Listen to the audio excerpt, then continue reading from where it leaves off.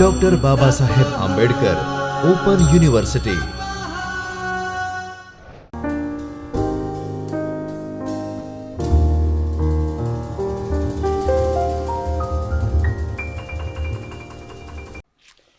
Namaskar dear students, I am Dr. Himanshu Patel and I am working as an assistant professor in School of Computer Science of Dr. Baba Saheb Ambedkar Open University, Ahmedabad, and I am your instructor for this module. In today's module, we will take one demonstration of gesture in which we will use drag and drop functionality. We will try to drag and drop one text view, one button and one image to some other place. So, let us first try to understand F functionality, then we will go to coding part. So, let us try to understand how these app will work. So, let us first understand functionality, then coding part. So, on screen you can see our initial layout or how app will look like, right? We have one text view, one image and one button. When I click on this draggable item for long time, I can move that text to these. When I start dragging that text, it is called start drag. And when I reach area in which I want to drag, that background is changed to gray. And when I release my tap, that text is removed from original container and it will be placed in new container. Similarly, when I long press this button, I can drag that button. Suppose I left without placing it in new container, then I want to display message, the drag didn't work. But suppose if I move this button to this, then it displays drag data is draggable button and drag was handled. Similarly, I can drag image also and place that image inside new container where it is added at the end. Again it displays drag was handled and draggable item was this image. So, let us now try to understand coding part. This is my Welcome to Android Studio dialog box. Now I have already written one project for this, which is gesture demo. So I am clicking on that. So it will open that project in Android Studio, right? We have already learned one project in which we have implemented zoom in and zoom out of particular image. So in this project we have already discussed this main activity. Now we want to discuss second activity, which is drag activity. This is my Java file and we have one layout file, which is activity underscore drag. If we go to design part, you can see we have two layouts. If I open attribute window, you will be able to see this is one layout, which is linear layout, and inside linear layout I have placed three controls. One is text view with ID txt message, one image with ID image view 1, and one button is there which is btn drag. One linear layout is there and this yellow part is another linear layout in which I want to drag all these three controls, right? So, inside linear layout 1, I have initially placed three controls that I want to drag inside another linear layout, which is linear layout 2. And why I have set this yellow color inside this linear layout? Because whenever some object is dragged into linear layout 2, I want to change its color to gray. And when that object is dropped, again it is cleared. This is a simple interface. There are two linear layouts and three controls. And we know ID of each of these controls. So layout is very simple. You can easily create this layout. Let us move to coding part, which is drag activity.java. Here we have written activity file, but if you see here, it implements two listener. The first listener is on drag listener and another listener is on long click listener. If you remember functionality, when I long press any three of these objects, text view, image or button, I want to start drag. For that, I have to implement on long click listener, and to actually implement drag, which is for linear layout 2, we have on drag listener. And when you implement these two listeners, you have to write down two methods. One is on long click, which is a method of on long click listener, and on drag method, which is part of on drag listener. So for on drag listener, we have to implement on drag method, and for on long click listener, we have to implement on long click method. Here I declare one text view, one is image view, one button and one linear layout. And inside on create, first we set our content view to our activity file, which is activity underscore drag that we have just discussed. And then what we can do is we can initialize that text view object inside text view by calling find view by id method, and here I have set its tag, not text. Remember, tag is additional information, right? So inside set tag I return draggable text view. That means this text view is draggable, and inside text view I have called set on long click listener, and remember this long click is handled by activity itself. So argument is this. It means I can perform long click on this text view, right? Similarly, I have initialized image view. With image view in our layout file, I have also set its tag to Android service logo, which is the image, and then I have also set on click listener for this image view, because this image view is long press. I want to actually start drag. Similarly, I have initialized button, set its tag to draggable button, and implement set on click listener via activity. Likewise, I have initialized linear layout 2, which is a linear layout with yellow color, in which I want to actually drop all these three objects, text view, button and image.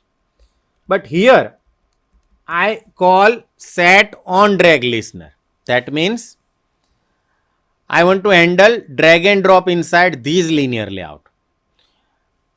For that I have set on drag listener, right? When user long press either button, text view or image, what I want to do is I want to show shadow. If I just long press these, it creates one shadow image, right? So for these, we want to write down code inside on long click, right?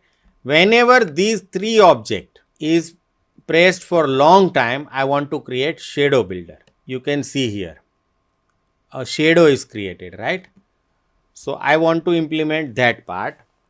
So for that, whatever object is selected, we will get it as a V, whether it is a text view, whether it is a button, or whether it is a image.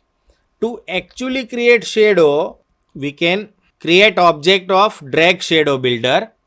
So this drag shadow is a object of type drag shadow builder, and I have create instance of new drag shadow builder, and which object shadow I want to create is specified by V. When I long press text view, it creates shadow for text view. When I long press button, it creates shadow for button. And when I long press image, it creates shadow for image, right?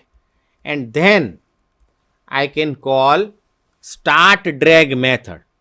Now this start drag method takes 4 arguments. The first is a data. If you see on screen, this data is of type clip data. The second is a shadow object. Third is a actual object, and flag, which is set to 0. So we can understand these V represents either text view, button, or image, and these represents its shadow. But what is this data is? We have set tag initially to some value, so I can use that data. So what I have done is I have declared one object of type clip data.item with object name item, and here I create instance of new clip data.item, and inside that I specify v.getTag. Now assume that I long press text view. So inside v.getTag I get tag which is set using set tag method. If I am long pressing text view, I get draggable text view. If I long press image view, I get Android service logo. And if I long press button, I get draggable button with v.getTag.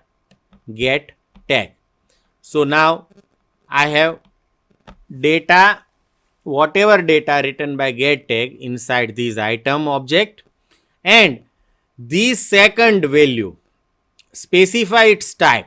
So my type is plain text. So here you have to specify its type in order to create clip data. So its type is specified using clip description.mime type underscore text underscore plain, which represent plain text. After that you can actually create clip data. Now remember, first you have to create clip data.item, then you have to specify its type, and after that you can create this object which is required to start drag. This data object is created by creating instance of new clip data. The first argument is v.getTag value, second is its type which is plain text, and third is a clip data item object. When long press object, we first create clip data type object based on its caption, and then we create shadow, and then we can start drag.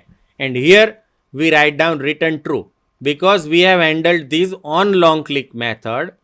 We have to return true. It means we have handled this long click and dragging was start. So this is how this on long click works. If you see, when I click this, that shadow is created, drag is started, and object in which I want to drag, its color is changed to gray, and when I release, again it returns to original color, and that draggable item is placed here and removed from original. So this is functionality that we want to implement inside on drag. Now remember, inside this we get object, and here we get information regarding drag event. If I write down action is equal to event.getAction, remember we have many actions like action drag started, that means drag is started, drag is entered into that layout. We can get location when drag is exit and when item is actually dropped. based on action taken by user, we can get its action inside these integer value. And here I write down switch on action. Suppose drag has just started. We have to determine if this view can accept the dragged data, means that linear layout can accept this data. So here I write down event.getClipDescription.has MIME type, which is of type plain text. So if that item we want to drag contains these data, then we return true. It means it can accept that item. Otherwise, we return false. What will happen if user entered that region, right? So suppose this button is dragged. If it enters in that region, then I want to change its color to gray, right? Here, when action drag entered, it means some object is entered into that layout. So I want to apply gray or any other color. Here I applied gray, but you can apply any color. So I call v.getBackground.setColorFilter, and inside that I have specified gray color. If you specify any other color, it will be changed to that color. So using getBackground.setColorFilter method, I can set its background to some other color, so that we know now that object is entered into draggable area. And these invalidate is called to refresh the view. So actually change color we can see inside that object. After that we return true because we have handled this drag entered. Then I don't want to get location. So action drag location, we just ignore that event and return true. Now what will happen if drag exited? Means that drag is finished. So I write down v.getBackground.clearColorFilter. It means now I want to remove that gray effect. So it is again come back to yellow color, and these v.invalidate actually applies or refresh the view, and then we return true. So inside drag exited, we have to come back to original color. So we clear color filter, we refresh the view, and then we return true. Now what I want to do when that object is dropped, right? So first we have to get the items containing drag data. So how can I do that? Here again I have created clipData.item object, and here I call event.getClipData.getItem at first position, that is index 0, and I want to convert that data into string. So here I write down item.getText.toString method, and whatever value is returned is stored inside drag data. So remember, here I either get draggable text view, draggable button, or Android service icon. So here first we get the drag data, then we display inside toast that drag data is this. So let us see once again. So here we can see when I drop this button, right, it displays drag data is draggable button. When I drag these text view, it displays draggable data is draggable text view. And when I drop these image, it displays draggable data is Android service logo. For these, we write down these 3 lines, right? After that, we want to clear any color filter. So we write down getBackground.clearColorFilter, and we refresh the view by calling invalidate method. Now what we want to do is we want to remove that object from its parent. So here I created one view object, and inside that I call event.getLocalState, and inside owner I write down vw.getParent. That means inside vw I get either text view, button, or image, and inside owner I always get its parent, which is linear layout 1. I call then owner.removeView. It means I want to remove that text view, image or button from linear layout 1. So I write down honor.remove view, and which view I want to remove is object that is just dragged inside linear layout 2. So that is represented by VW. And after that, I want to actually add that object inside second linear layout. So I declare one object of type linear layout, and here I write down V, which represents linear layout 2. And I call add view method and pass VW as argument. So VW, which represent either text view, button or image, is removed from linear layout 1 and is added to linear layout 2. And finally, we set its visibility to visible to actually show that view inside linear layout 2. And finally, we return true. And when drag is ended, we just want to clear any color filter. We want to refresh the view, and if event.getResult returns true, it means the drop was handled. It means we have successfully dropped that object inside this view. And if it is not dropped, it means event.getResult returns false. It means drop didn't work. Let us see again. So for example, I just release this view from here. So it displays drop didn't work because we have not actually dropped inside new area. If I drop these into new area, then it displays drop was handled. So that is how this code works. And if it is any other value returned by getAction method, then we display message unknown action type received by onDragListener, which never happens generally. This is how we can handle drag and drop. Remember, the view that you want to move should be implement on long click listener, and view in which you want to drag item you have to implement on drag listener.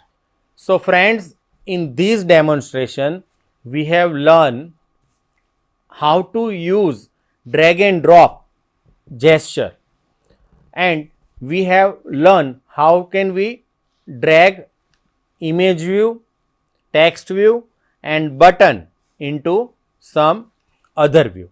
So I hope you enjoy this demonstration. Thank you and happy learning.